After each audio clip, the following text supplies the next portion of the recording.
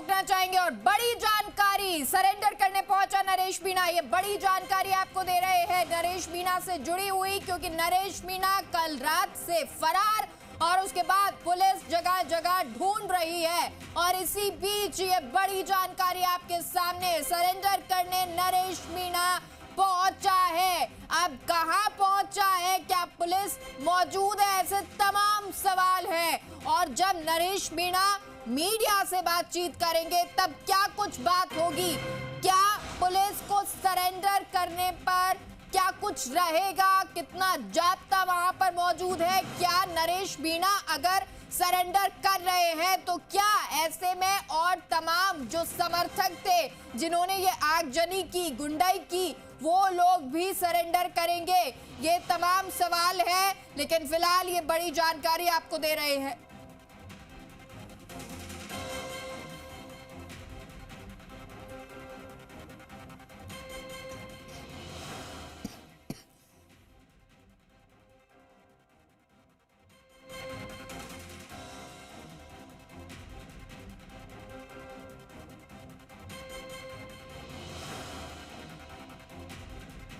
ये बड़ी जानकारी, नरेश मीणा सरेंडर करने पहुंचा है, ये बड़ी जानकारी आपको दे रहे हैं। क्योंकि कल थप्पड़ कांड हुआ, एसडीएम को थप्पड़ मारा, उसके बाद गांव में ही मौजूद और फिर रात को समर्थकों के द्वारा बाहर निकाला गया, क्योंकि पुलिस ने पहले पकड़ लिया था और पुलिस इस स्थिति को नहीं मान रही थी कि कोई बड़ा घटनाक्रम हो सकता है, आगजनी हो सकती है। लेकिन ऐसी स्थिति बनी और पुलिस से समर्थक छुड़ा कर ले गए और तब से नरेश मीणा फरार है। और अब बताया जा रहा है कि नरेश मीणा सरेंडर करने के लिए पहुंचा है। कहां पहुंचा है, क्या समर्थक साथ में मौजूद है, वो तमाम सवाल है। और सहयोगी विनय हमारे साथ फोन लाइन पर जुड़ गए हैं। विनय, नरेश मीणा सरेंडर करने पहुंचा, इस पर विस्तार से जानकारी दीजिए। जी मेघा, देखिए जिस तरह से कल थप्पड़ कांड हुआ और उसके बाद शाम को आगजनी और तमाम बवाल हुआ, उसके बाद से ही पुलिस नरेश मीणा की तलाश में जुटी हुई थी। और आज सुबह जिस तरह से गांव को घेरकर दबिश दी गई, नरेश मीणा के नजदीकियों को पुलिस ने गिरफ्तार किया और पुलिस कार्रवाई से घबराकर जो नरेश मीणा है अब वो खुद सरेंडर करने के लिए पहुंचा है। बताया जा रहा है कि जहां पे कल पोलिंग बूथ बनाया गया था उसके पास ही नरेश मीणा सरेंडर करने पहुंचा।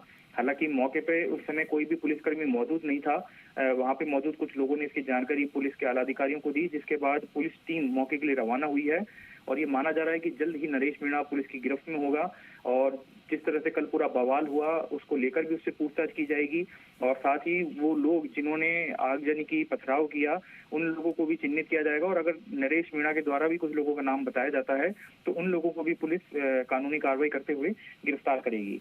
जी मेघा। विनय, कहां पर नरेश मीणा पहुंचा और क्या समर्थक भी मौजूद है साथ में, या वो लोग भी मौजूद हैं जिन्होंने आगजनी की थी, ये घटनाक्रम किया पूरा?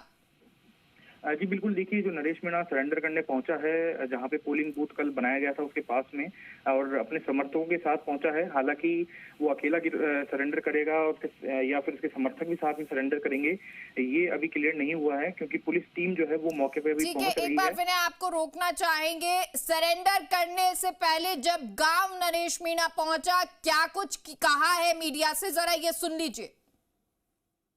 जो बना रहे हैं आगे एसटीएम को चाहती नहीं होती, उसके वो मीणा होता तो भी पिटता, वो गुजर होता तो भी पिटता, बामण होता तो भी पिटता, अधिकारी कर्मचारी को चाहती नहीं होती। ऐसे नहीं बात करते। लेकिन एक सरकारी अधिकारी को मारना, आप खुद राजनीति में है, चुनाव लड़ रहे हैं, जब नहीं सुधरे तो यही इलाज।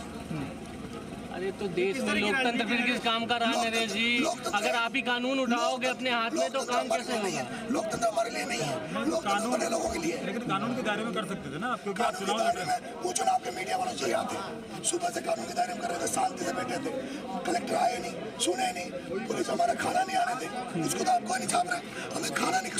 हम रात से चला रहे हैं ये सब चीजें, नहीं चला जी न्यूज वाला करेंगे। नरेश जी रात भर आप कहाँ थे?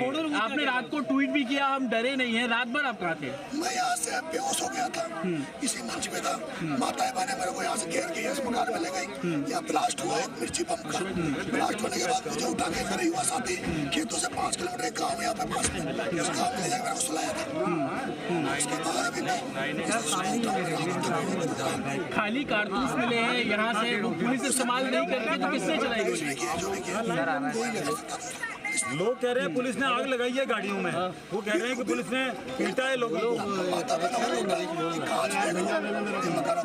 नया मकान बन रहा है, इस मकान को हम तोड़ेंगे, हमारे लोग तोड़ेंगे। घरों में घुस के पुलिस ने माता बहनों को मारा, उनकी कोई कुछ नहीं कहता। अरे आपका तरीका कर नरेश भाई सबको अपनाने लगेंगे तो देश में तो फिर आग। नरेश जी एक अधिकारी को चक्कर मारना बिल्कुल मारेंगे।